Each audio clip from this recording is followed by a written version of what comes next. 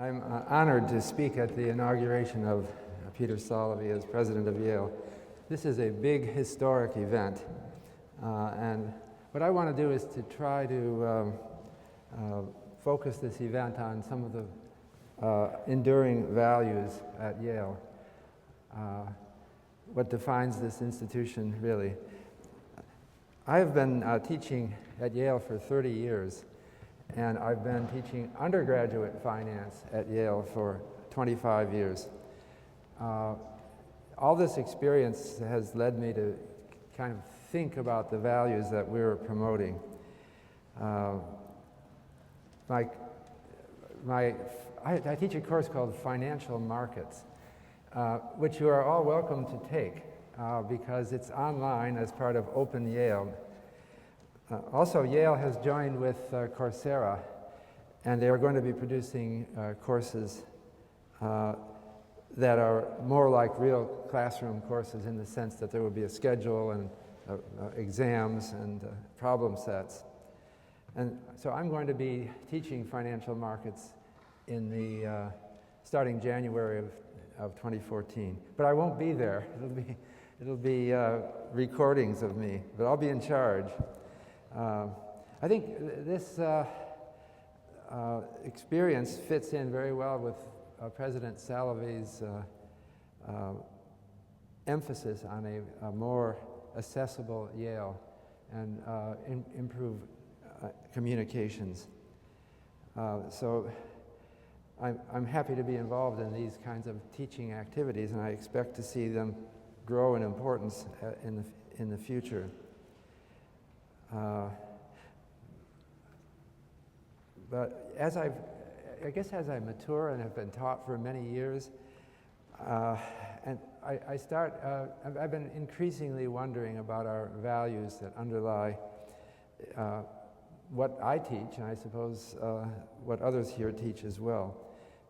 So I've been preparing, I've prepared thousands of people, I think it's thousands, for a life in finance. After this financial crisis, there has been a lot of anger toward the financial community, and it's made me think more about what I've been doing all these years. There's an impulse when you teach a finance course to say, I'm going to show you the ropes and I'll tell you how to get ahead. But after a financial crisis, when many people have been saying, I think these people should be in jail, I start thinking, have I done the right thing? Our society is getting increasingly unequal, and I have been involved in, I think my students are successful, generally. Going into finance has been a income optimizing event. But you know, I didn't come to Yale to do that sort of thing. In fact, one thing that originally attracted me to Yale was the intellectual spirit here, which I thought was different, and I wanted to say something about that. Let me come back to that. I have a lot of complex ideas that are coming into my head on the occasion of this inauguration. I thought the title of my talk is Finance and the Good Society, which is a book. I actually wrote this for the revised version of my online course. I first taught financial markets online in 2008, and then the financial crisis hit. It was spring of 2008, so it was just before the real crisis. And then I thought, you know, I looked back at what I'd done, and I thought, maybe I haven't really conveyed the most important thing. So I asked to have my course redone, and then I wrote a book to go with the course called Finance and the Good Society. So what does that mean? I like the term good society. I know that it can't be translated into any other language because I get complaints from the translators of my book. If you try to translate that into German, for example, Gute Gesellschaft, it comes out like the good society one finds in a beer cellar. It doesn't sound right. I think the term good society goes back to the 19th century, and it used to mean just nice people, people who take good care of their children and hygiene and education and good citizens. But in the 20th century, the word good society took on new meanings, or more in the English language. In particular, there was a book in 1936 written by Walter Lippmann, who was a prominent social philosopher of the time. The title of the book was The Good Society. And he said, what is the essence of what he calls the good society? And he said it's really the golden rule. Do unto others as you would have them do unto you. I'm approximately quoting Jesus, which seems appropriate in the present surroundings. In Matthew 7:12, he said, "So in everything, do to others what you would have them do to you, for this sums up the law and the prophets." So that's the golden rule. But you know it when you read this carefully. I'm not a biblical scholar, but I'm reading it carefully at the moment. He says, this sums up the law and the prophets. So what he's really saying is that this isn't an original new idea. This is an old idea. And in fact, you can find quotes in the Old Testament that seem to say much the same thing. Walter Lippmann was Jewish, so he hastened to point out that it's not just a Christian tradition, it goes to all the religions. I can quote Jesus a little bit more, which is relevant at the moment. You know these quotes. Love your neighbor as yourself. If you want to be perfect, go sell your possessions and give to the poor, and you will have treasure in heaven. I mean, I'm thinking about these things because they seem inconsistent with finance, or they may seem inconsistent with finance, because finance is all about keeping secrets, making exclusive deals, trading against someone else, hoping to get an advantage, buy low and sell high. That means buy from someone who unwittingly doesn't know that he's selling it to you for too little, and selling it for too much to someone else. That doesn't sound like the golden rule, does it?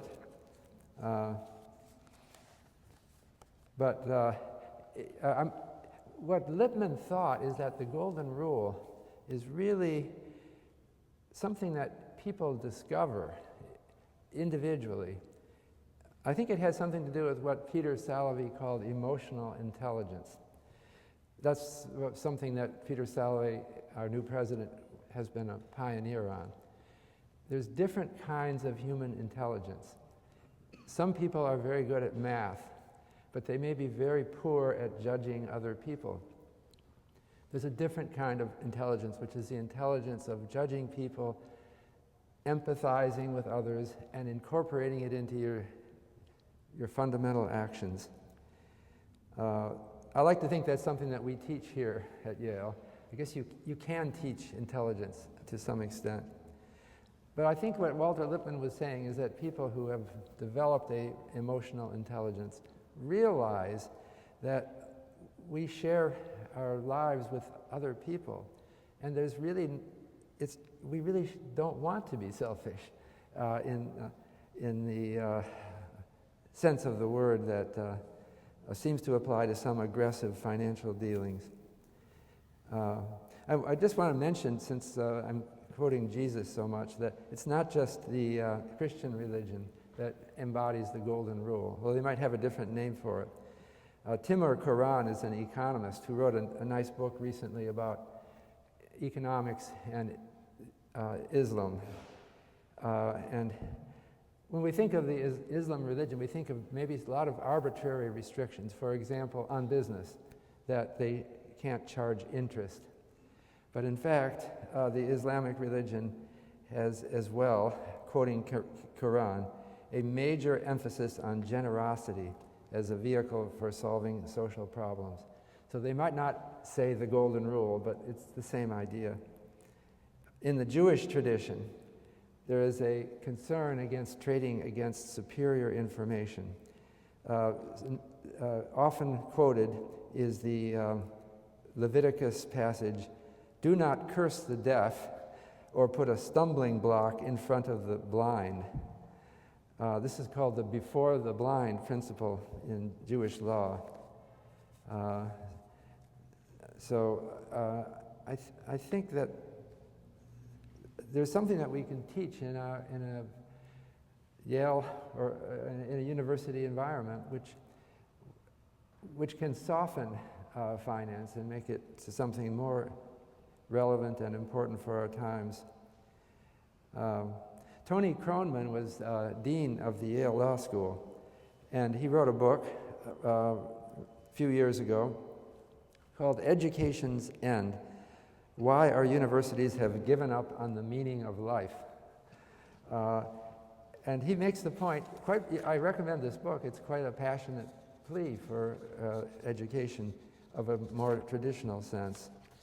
The people used to go to college to discover what it all means. But now the universities are so compartmentalized and divided and so filled with research scholars who made their reputation in advancing the frontier in one field that they don't seem to offer answers to those questions. Now, of course, you can read Kronman's book cynically and say, what does he want anyway? A lot of our bright young students are not really looking for someone to hold their hand and tell them what it all means, because they wouldn't believe it for a minute. And they want to learn real things. But I think there is something underlying spirit and motivation that we do value and we do recognize in people. I was thinking why I came to Yale originally. I think it was certain people that impressed me a great deal here, and I think they impressed me for their genuineness or their reality. James Tobin was an economist here at Yale who died about 10 years ago. I actually interviewed him just before he died and wrote an article about him. But what was it that I admired in him? I think ultimately it was his moral purpose. That he thought things were interesting that other people might not. And I like that. What it kind of meant is that he was more of a generalist, polymath. But that's something else that I think I admire. You can't get too focused on one discipline. So that's why, again, referring back to Salovey's emphasis on communication, I think that the more we communicate with each other across departmental lines, the better off we are. I might also add that one of James Tobin's students here at Yale was Janet Yellen, who got her PhD in economics here. And I suppose you may have heard that President Obama nominated her to replace Ben Bernanke as the next chairman of the Federal Reserve. Well, I know Janet well, and I have the same feeling about her that I had about Tobin, that she's ultimately a moral person. I can tell. I know what I think motivates her. She's not taking this position. I can tell you for certainty, she's not taking this position salivating at the job offers she'll get when she gets out. And that would be a typical view by some cynical people. And I think that we really need in a Federal Reserve chairman is not just some high-powered mathematical economist, but we need someone who can judge politics and who appreciates the kind of suffering that various people are going on. People ask whether Janet is a hawk or a dove. I keep getting asked by reporters on this.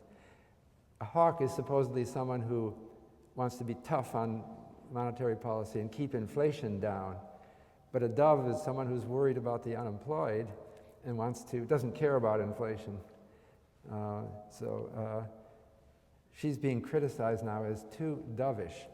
But I personally think that she is pained by the suffering of other people, but knows that if there were inflation, it would cause different people to suffer. There's someone on either side who will lose.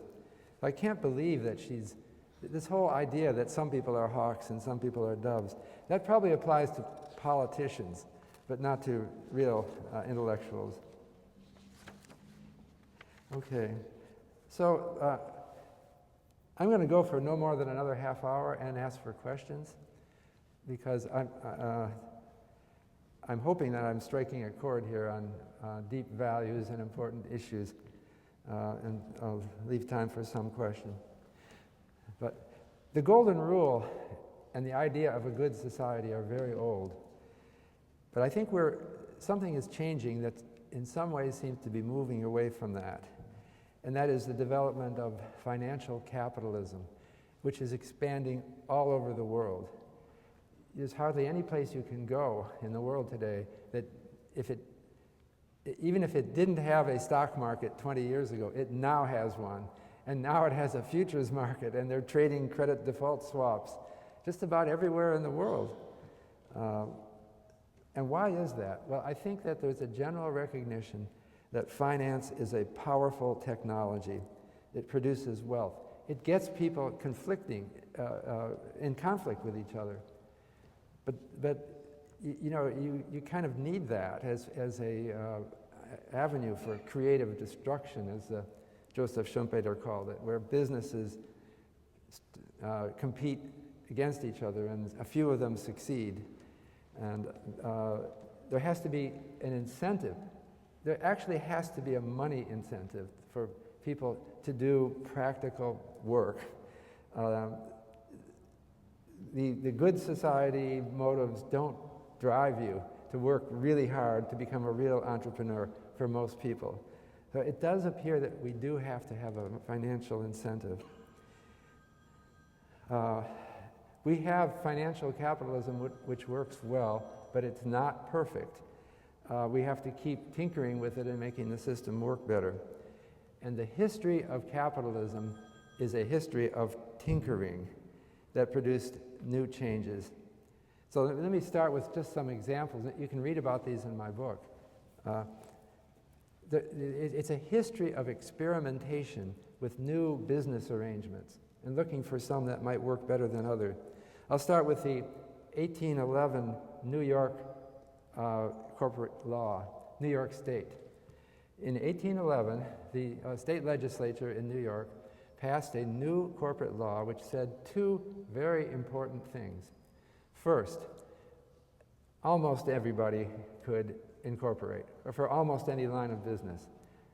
I may be oversimplifying the law, but it used to be that if you wanted to set up a corporation, you had to go to the governor and you had to get a special state, they had to pass a bill to create your corporation. It's almost impossible to start a corporation.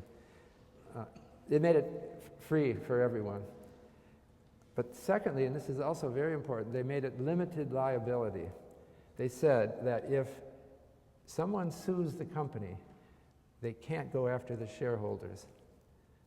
All right? And this was to free up people to want to invest in corporate stocks.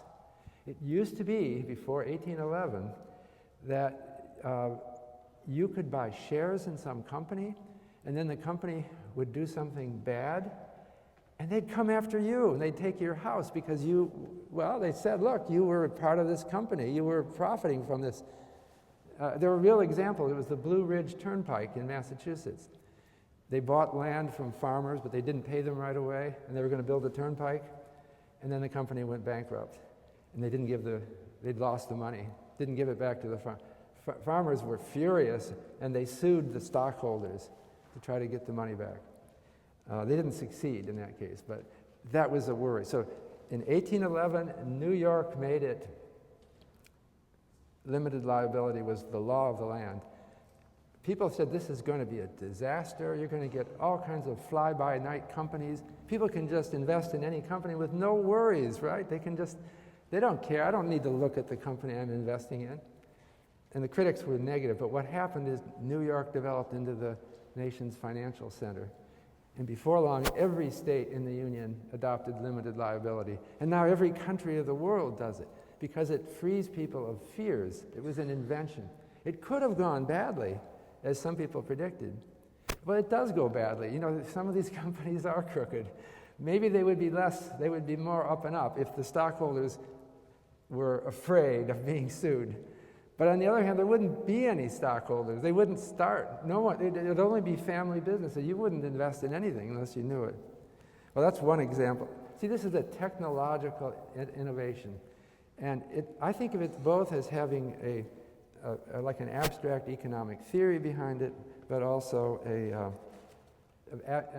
element of psychology behind it, about what drives people. There's a whole revolution going on now called behavioral finance in academia, bringing psychology into finance. And now some of our finance professors are writing papers with our psychology department professors, which I see as a very healthy thing. Well, maybe I won't. I was going to mention the savings bank movement in the 19th century, the founding of the Securities and Exchange Commission in 1934, which created federal regulation to make your investing safer. The Investment Company Act of 1940, which created mutual funds effectively. Or maybe I'll mention the Dodd-Frank Act of 2010, which created the Consumer Financial Protection Bureau. So we have all kinds of new advances that are going on. And I think that our education has to develop in our students' minds the importance of all of these innovations. Many of the innovations are regulatory. One thing I try to put out of the minds of our students is the idea that regulators are kind of second tier in finance. I think they're first tier because they're the ones who are developing the rules of the game. And we need good rules of the game. Otherwise, there will be dangerous play and some people will get hurt. So that's what we're trying to do. I think it's a worthy intellectual exercise more than an exercise, it's very important. So that's how I see what I've been doing in teaching financial markets. It's not about making money. It's about getting things organized to produce all the things that we need, our medicine, our food, our clothes, our housing, our transportation. All these things have to be financed. Now, next I wanted to talk about business education at Yale, and more generally in all the universities. But let's look back at what do you think you got in a college education at Yale in the early 19th century? Okay, well, I can tell you, freshman year, by the way, everyone took the same courses pretty much. Freshman year, this is what you got: Livy, Horace, Homer, Euclid.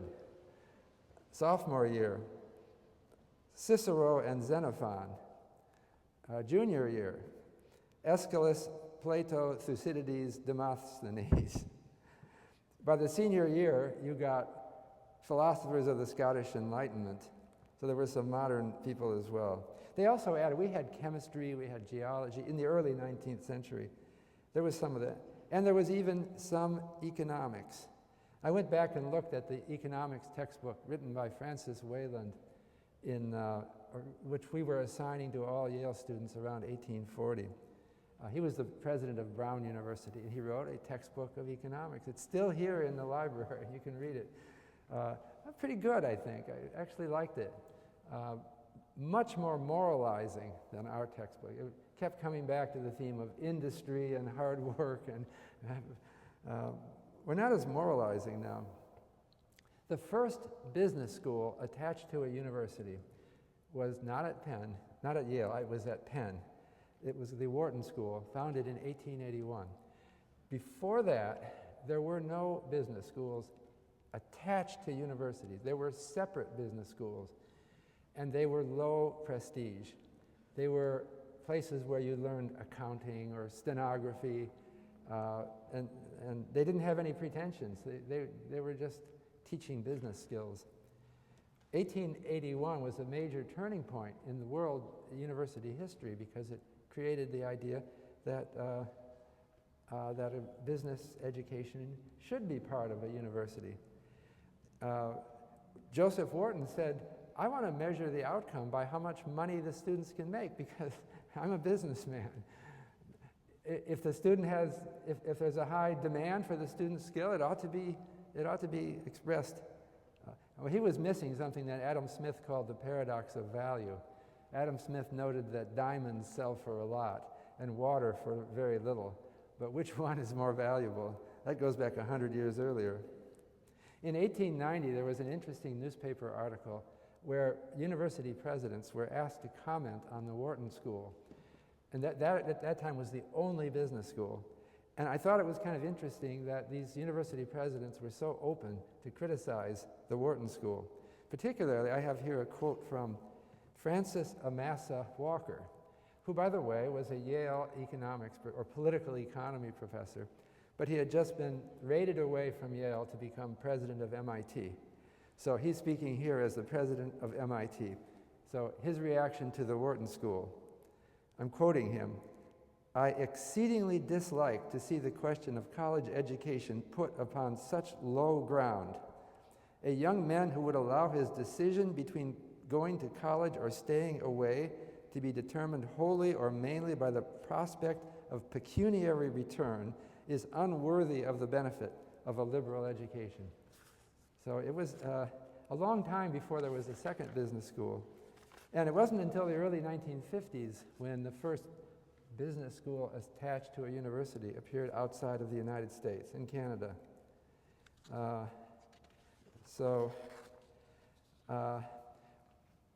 Yale founded its business school. It didn't call it a business school originally. Management. Okay, management is different from business, right? Yale University created the School of Management in 1976. I'm sorry, that wasn't what they called it. It was called the School of Organization and Management. And John Perry Miller, who was I think the provost of Yale at the time, wrote a book afterwards about the tribulations he'd gone through to try to get this through. He believed that we needed a management school. He wrote about it in his book called Creating Academic Settings. And he found that there was immense opposition to from the Yale community to creating a management school.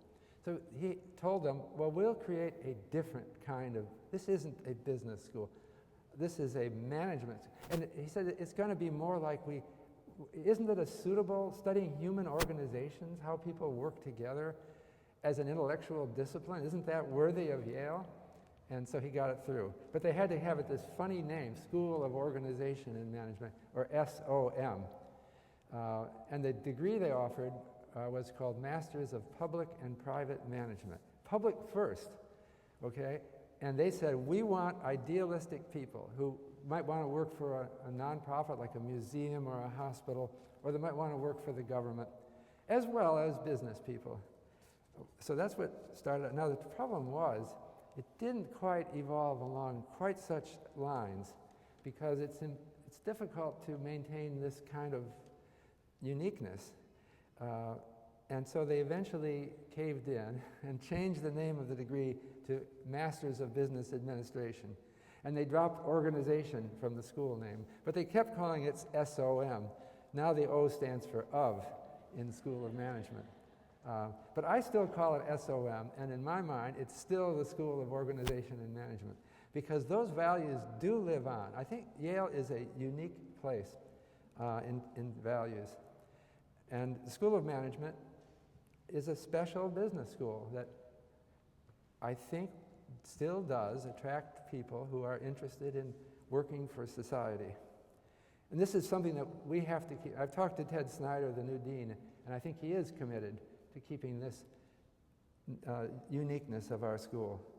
It's different than his prior, he was at Chicago Business School. They have kind of a different milieu, a different culture than we do. But it's a wonderful school. Theirs is obviously a wonderful school, but a different social culture.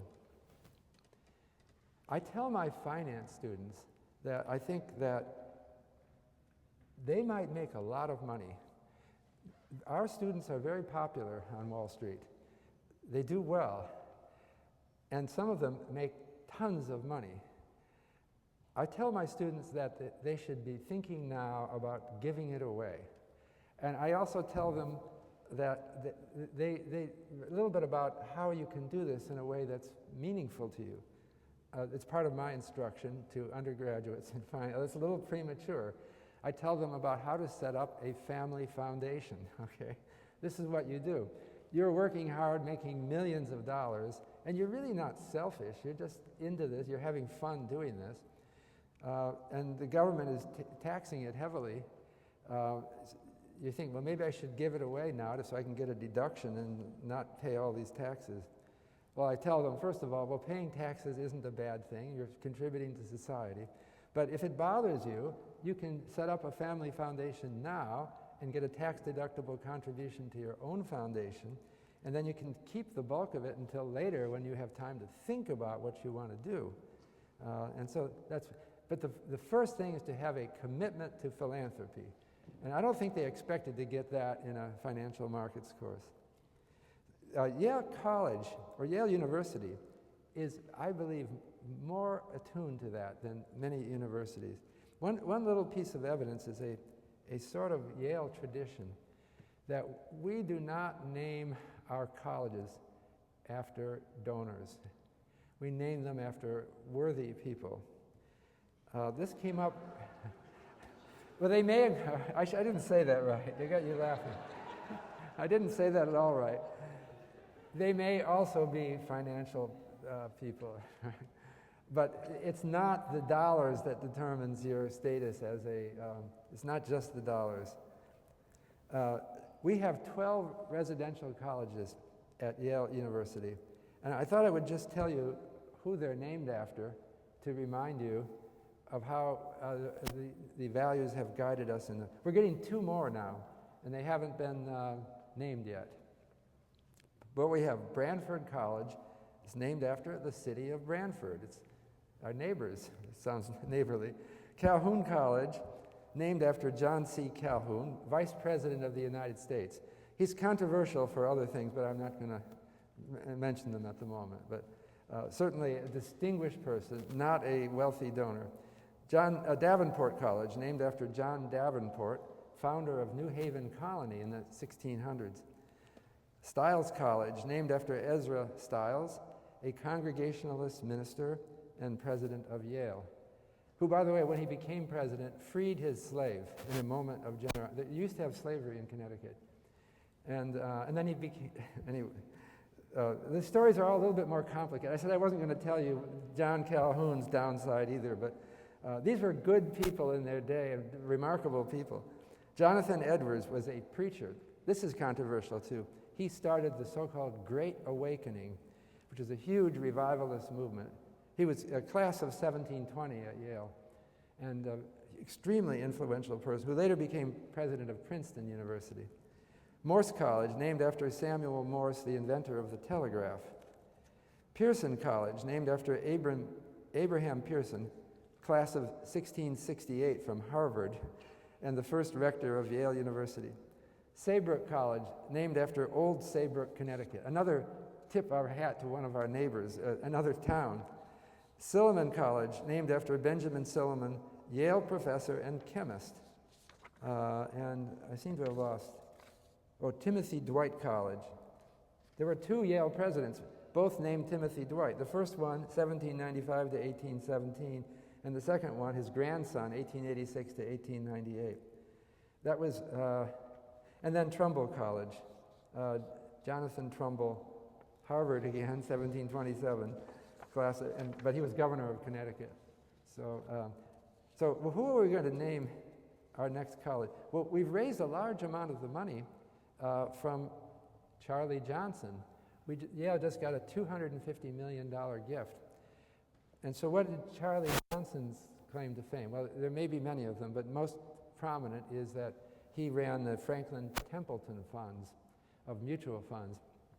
So Charlie Johnson just gave $250 million, knowing that the college would not be named after him.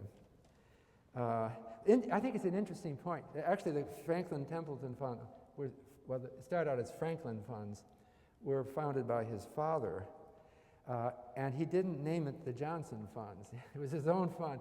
He named his funds after Benjamin Franklin. It's like what Yale does. So maybe Charlie Johnson, I think, went to Yale, and so those are our values. Ned Evans just gave $50 million to Yale for the new School of Management building. We're going to call that Edward Evans Hall, but we're not going to rename the business school. It's still just the School of Management. So what we have are people who are coming forth with huge, huge gifts, and they're not They don't seem to be egotists to the extent that you might think. So what do we make of this? It doesn't seem right. You know, the people that we value most are not usually the richest people in society. You might value, they might have wonderful careers too, but it's not all about money, right? But I think that, you know, making tens of millions of dollars and giving that to your alma mater, that is a good thing to do. My young people aspire to it, and I think there's nothing wrong. I think that's great that we name something after. I was just, for the last 3 days I've been at Princeton University. I was invited to give the Princeton lectures in finance. So I was lecturing for 3 days there. And I said to them, I noticed when I was walking across campus that some students were wearing sweatshirts that said Whitman College. And I said, that's wonderful. You've named a college after a poet, Walt Whitman. That's what I thought. I didn't know the news, because Walt Whitman lived in New Jersey. It'd be perfect for them to name their college after such a really deep and important poet. But no, it wasn't. It was named after Meg Whitman, who is the founder of eBay, the online auction service.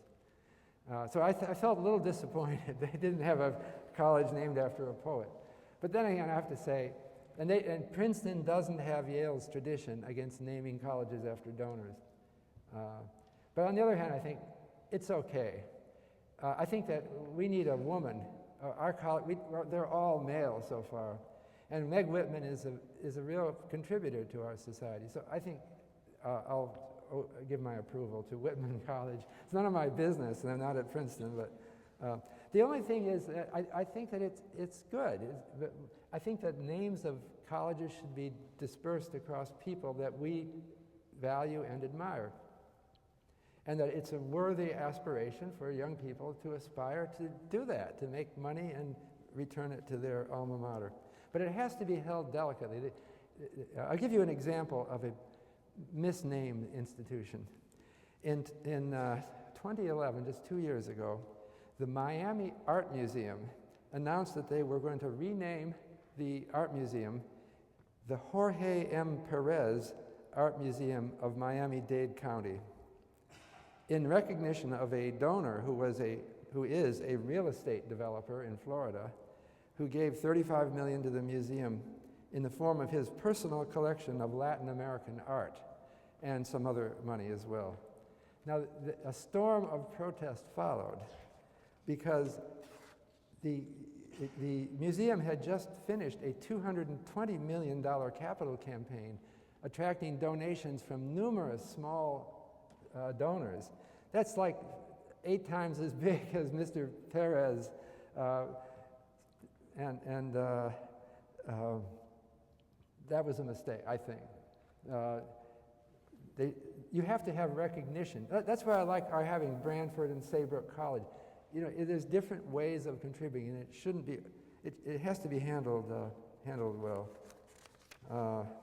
So let me just say a few more things about values at Yale, and then I'll open this up to questions.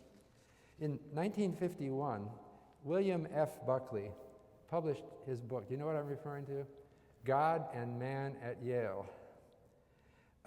And he's Roman Catholic, and it's his lament over the gradual decline of religious values at the university. This book was highly influential. Oh, by the way, the epigraph for the book, at the very beginning of the book, it says on a single page, "For God, for country, and for Yale, in that order." So, well, you wouldn't think this was a successful book, because any book about one university, no one outside the university is going to want to read it. Well, it was practically a bestseller. I tried to find out if it was on the New York Times bestseller list, and I didn't find a way to search this completely. I think it was not. It didn't make the New York Times bestseller list. But I think it was more influential than any book on the bestseller list. I looked at the top books on the bestseller list in 1951. Rachel Carson, The Sea Around Us.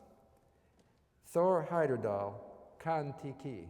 Okay, so people wanted to read nice books about beauty of the ocean, and maybe that's a good book, I'm sure. I haven't read it. Anyone read this? Thor Heyerdahl is an adventure story. They're not going to buy a book about Yale, right? If you didn't come from Yale.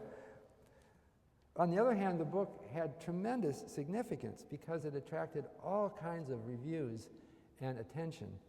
And it led to, well, he really wasn't writing about Yale, he was writing about values. And he thought that a university should express a religion. That's a pretty controversial position already by 1951. And it led to his founding a journal called National Review in 1953. It just thrust him onto the world stage.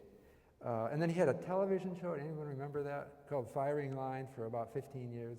He was this conservative speaker. By the way, it was published by Yale University Press, which is something we ought not to remember. It's also part of the Yale community. Yale Press is very good at publishing influential books, books that matter. And I warn you against being influenced by bestseller lists. I think it's crazy to value best-selling books especially highly. If you look at what Yale Press publishes, there's so many magnificent books, and the press has such a sense of values and importance. These books will never be bestsellers, but that, even the bestseller list, the way they're structured as they have a weekly cycle on the New York Times. So in order to get on that list, all you have to do is really sell well for 1 week. So you hire a public relations expert who knows, who knows how to, we'll concentrate them in 1 week. You'll be on for a week. His wasn't that kind of book, and yet it led to huge changes. I should just mention, this building we're in right now, Battelle Chapel, is a sign of earlier values, because this building was built in 1874. Well, it took them 2 years. They started it in 1874, and they finished it in 1876. And all Yale students were required to attend weekly Sunday services here until 1927. So that was, everybody went through this very scene at Yale. I was wondering, what about Jewish students? And I thought, well, maybe they didn't have Jewish students. Wrong, they did. The first Jewish student to graduate from Yale was 1809. So I'm not sure what they did. I think maybe they just had to do it too. So there was a different, but at least it was an incorporation of our values into our education. We can't go back to that. Now we have students from every religious denomination. We can't go back to having a required service, the same for everybody. So I think I'm about done. I'm just going to say, another issue that really seems important right now in our society is, I mentioned it earlier, that inequality has been getting worse, and I'm worried that it will get even worse.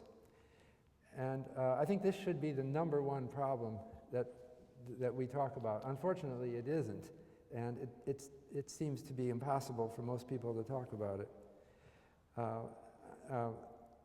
I've written about this in various ways, but let me just emphasize that the principle of openness and communication that President Salovey has expressed seems to me to be related, in my mind, with creating an open society. The problem with inequality gets the worst if there's a clique, if there's a certain subgroup that gets control and then are loyal to each other. There is that cliquishness in Wall Street, in finance. And that's something that I think we have to abhor. So Yale is increasingly an open community where people of all religions can come, where people of all races and sexes, maybe there's more than 2 sexes now in some sense. I hope that our next residential college, one of them will be named after a woman, finally, to break the 100% male. But But that's just a matter of symbolism. The important thing is, I think, that our education here at Yale, and I'm hopeful that it will continue as a free and open experience that encourages people to value their participation in a good society. I'll stop for questions. Do you have a mic? There is a... Oh, you could come up here if you... I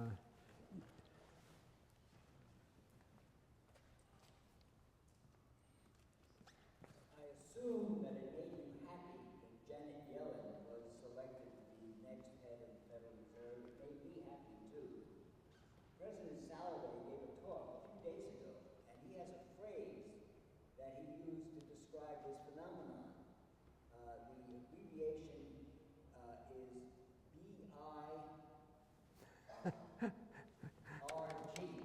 BIRG. Basking in reflective... reflective glory. Yes. Because you and I have nothing to do with Janet Yellen being selected to be head of the Federal Reserve. But it makes us happy anyway. Oh, yeah, that's right. Wasn't she also a member of the governing board at Yale for a while? She was on the Yale Corporation, right. And I'm particularly happy because she was born in Brooklyn, in the neighborhood where I grew up. Yeah, good point. This reminds me of a famous quote from the Harvard psychologist William James, who flourished around late 19th, early 20th century. And he said, "A man will call his all that he can possibly imagine." Did I say that? I didn't say that exactly right. But it's basic human psychology that you enjoy the successes of anyone related to you in any way that you can make. So Janet is a Yale alumnus, so we all feel naturally heartened by that. But I also know her very well because I'm writing a book with her husband, George Akerlof. But also I've just known her in the profession. I admire her. I don't know if that counts. I feel bad for Larry Summers, who I also know, and I think he's gotten an excessively bad rap. He is not against women, I don't believe, but anyway, it's working out very well, I think. She hasn't gotten her confirmation yet, and there's a whole army of people out. I think it's very difficult for her right now. You can imagine what it's like when you have an army of people trying to destroy your reputation. Wait. Have the opportunity to influence a lot of young people's lives. They're at the cusp of a time when they're trying to choose a career that they go into. And how would you answer the question? Is it better to go into finance, make a lot of money in your career, and donate, and therefore make an impact with money that you can donate to charitable contributions? Or is it better to dedicate your life working with very little money in non-profit organizations or whatever cause that you may be involved in, but knowing that if you choose that career, you're not going to be making a lot of money? And it seems like society certainly places a lot more value, Yale and other organizations, on those who donate. Right. Right. Yeah. Well, you're expressing a very fundamental dilemma that people face in modern financial capitalism. That the people we love the most may be our teachers, our nurses, our daycare operators, but we have other jobs. We can't all do the same thing. The fundamental, I guess as an economist, I'm just thinking about equilibrium.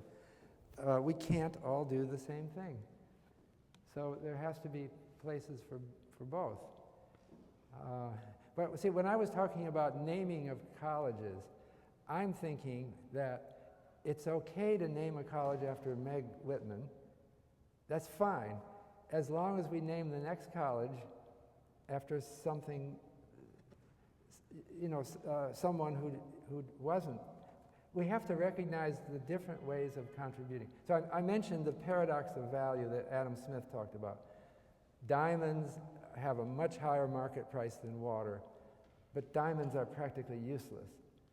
So, but unfortunately, they have a higher market. So if someone's offering to donate diamonds versus water, it's hard to not make a distinction. But I think that the distinction, it has to be made sensitively, that there's different kinds of contribution and that we value all of them. That's what the reason I mentioned the Miami-Dade example was that it was exactly the wrong thing, where people had small gifts had totaled $220 million, and then one person gives $35 million and gets credit for the whole thing. That is wrong. But Yale does not seem to be making that mistake. You have a follow-up question? You mentioned Akerlof. That gives us a further connection with Yale. He was born in New Haven, you probably know. That's right. Because his father was teaching in the Yale chemistry department. Right. And he went to Yale. And he went to Yale. And he was an editor at the Yale Daily News. That's another fine Yale institution. I didn't mention it. My question is pretty broad-based on economic structure and morality. A little bit of background. My question is about interest, the charging of interest. As you quoted at the beginning, obviously from the Islamic standpoint, charging of interest is completely forbidden for a lot of different reasons. For thousands of years, interest was banned by religions and therefore by state until the 17th century when the Bank of England started and redefined, the definition of interest. Do you believe, and thereafter the story unfolded of increasing debt, national debt with a lot of different countries, exploitation, wars, all these sorts of things. In my research, I've traced back World War I and II, both to interest.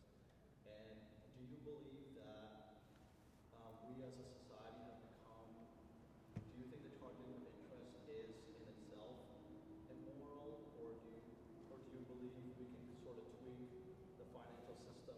We're going to keep popping bubbles if, I believe through my research, if we keep charging not just interest, but we've added on to it by charging compound interest. The rich are getting richer, the poor are getting poorer, the bubble is going to keep popping until a civil war starts again. Do you believe in that sort of ideology, or do you believe that little things can be tweaked to sort of fix the economic structure so we don't keep waiting for the bubble to pop? Okay, that's a very complex question, which sounds like the topic for a PhD dissertation. Maybe that's what it is. It doesn't have an easy answer. My thought about the long-standing antipathy to charging of interest in not just the Islamic religion, but as you point out, the Christian religion, relates to some bad things that happened routinely with the charging of interest. You had lenders who would capture, the penalties were high. You could go to debtor's prison. So someone could almost enslave you by getting you to pay more than you can. Also, lenders often resorted to very tough tactics to get repaid. Also, it's just very unpleasant to deal with the lender. At some point, you're having trouble. You've had an illness in the family. You go back to the lender and say, I can't pay. And then some of them are not nice at that moment because they have to get the money back because they're in business. So they end up looking evil. So part of this can be dealt with by suitable regulations. Notably, Elizabeth Warren, who has been running a campaign for many years, is now a senator from Massachusetts, proposed creating the Consumer Financial Protection Bureau. And they have a hotline. Get on their website, and then you can enter complaints about lenders. So they're trying to clean it. She wrote some articles that pointed out the really bad behavior of some credit card lenders. They would give you these long contract when you take out a credit card, and buried in the fine print was, "We can kill you if you don't pay," basically. And they would obscure it in legal language that you might not even understand. But we're moving ahead on that. The other thing I would point out is that not all lending is even remotely bad. And I'll give you the example of Muhammad Yunus, who won the Nobel Peace Prize. He's an Islamic. How does he do it? He's Islamic, but somehow he charges interest on loans in Bangladesh. It founded a bank called the Grameen Bank that emphasized giving small loans to very poor people to start a business. The typical example was a woman living in abject poverty.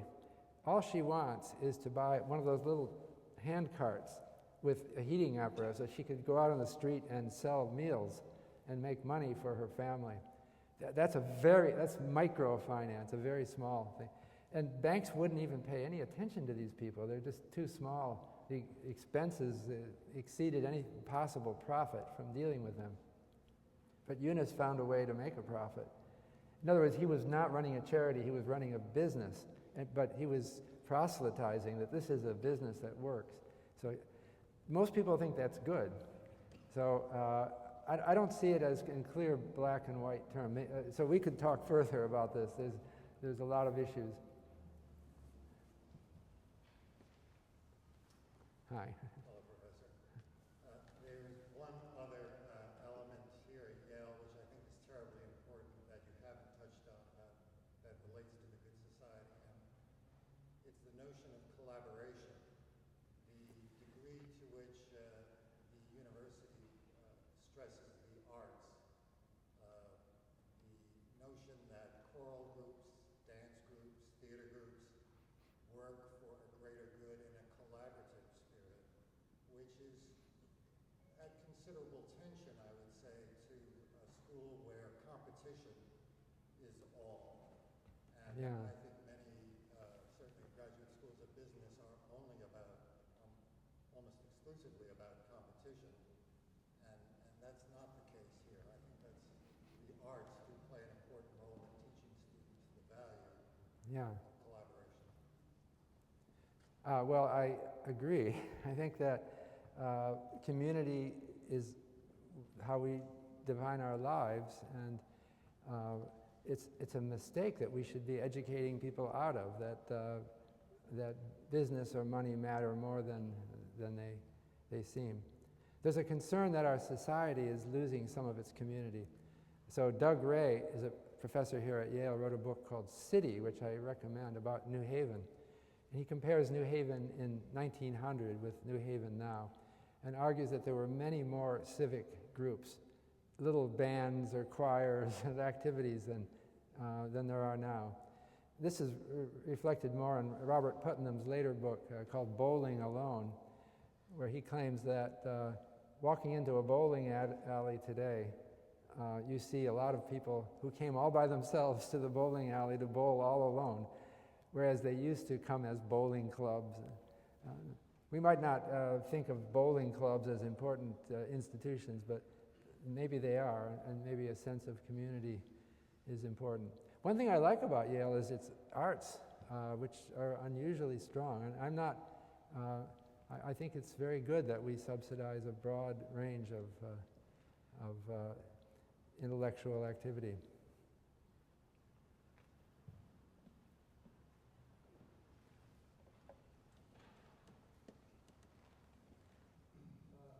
you have any idea when we're going to find the political will to do something about income inequality in this country? Can you economists help make it? Yeah. Income inequality tends to be dealt with in wartime. That's a sad fact. In peacetime, no one has the political will to attack it. We got our first income tax in 1913, just before World War I. But it was tiny, tiny, tiny tax, and they increased it substantially during World War I, temporarily. And why? It's because these men are fighting and dying out there. How can you be making millions of dollars and just profiting now? So society became more egalitarian. It happened again in war. They started cutting taxes after the war, and they went up again after World War II, and then they gradually declined. So that's just a sad fact of nature. During war, people feel more committed to each other, but we don't want that to happen. So we're living in a world, I don't know, we need, I've proposed measures that would help. One thing that I've done, since you ask about this, I think there's a psychologist, Trope, who writes about what he calls temporal construal theory, that people are more idealistic in the abstract than in the here and now. So if you ask people, should we raise taxes on the rich? And especially if you put it, should we in 50 years from now, if there's a bad inequality, should we raise taxes on the rich? They'll say generously yes. But if you say, should we do it right now, then they get queasy. People are just genuinely, usually this is the way most people live their lives. They think of themselves as an idealistic, generous person, but not today. I can't be generous today. So my proposal in my book, New Financial Order, was that we should plan now for increasing inequality. And this is my, if I were a law professor, I would write draft legislation for this, but I haven't gone that far. But I'm not seeing any interest in it either. But this is still my campaign. Let's have a contingency plan now to raise income taxes in the future, if inequality gets even worse. And this is the other thing. We're talking about inequality today. It's trending worse. We don't know how far that's going to go. And there are fears that with the advent of computers and global economics, that it's going to get more ruthless. And more people will be displaced by computers. And I don't know if that's going to happen. No one knows the future. Why not have a plan right now to deal with that? Instead, we seem to get distracted by all kinds of little things and never focus on something like that. So, I had some people in Washington say, well, it could be that this could be part of a compromise. So, say the one side wants a new regulation that will boost GDP, but it will make it even more unequal. Then you could say, all right, you can get that, but we've got to put in a contingency plan to deal with the inequality. Maybe it could slip through that way. Maybe if I were a more ardent campaigner for these kinds of ideas, we could actually make something like that happen. But as of now, it's like global warming. Nobody's doing anything about it, and nobody's hardly even talking about it. Well, there's other things that can be dealt with. Jacob Hacker here in the political science department has a book called Winner Take All Politics, that with Pearson, that documents the increasing power of financial lobbying. It's gotten a lot stronger. And so maybe we can make some better lobbying laws that help prevent the undue influence of the financial community on our lawmaking.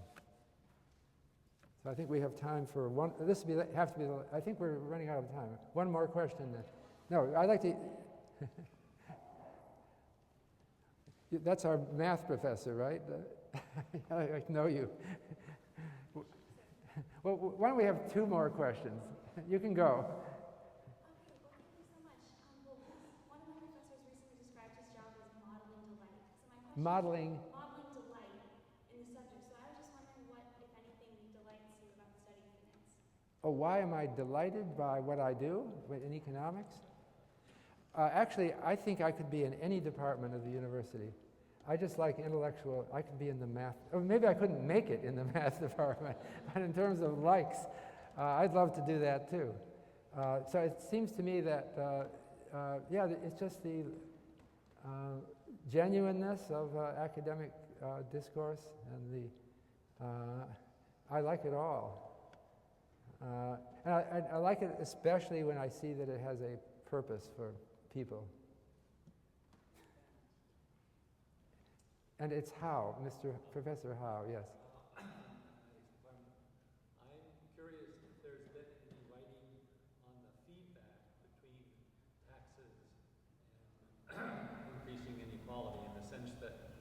when you reduce taxes on the rich, you're not allowing them to have better food for dinner or allowing them to have better vacations. You're giving them more power. And then they use it to lobby for more power.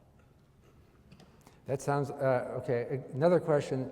I don't know, it doesn't ring a bell for an article that I've read recently, but I'm sure there is that feedback, right? So it goes bad at the end, too. So, I keep thinking people with real emotional intelligence don't want to be in a society that's highly unequal. It just doesn't feel good or feel right. It's really, people don't love you because you're rich.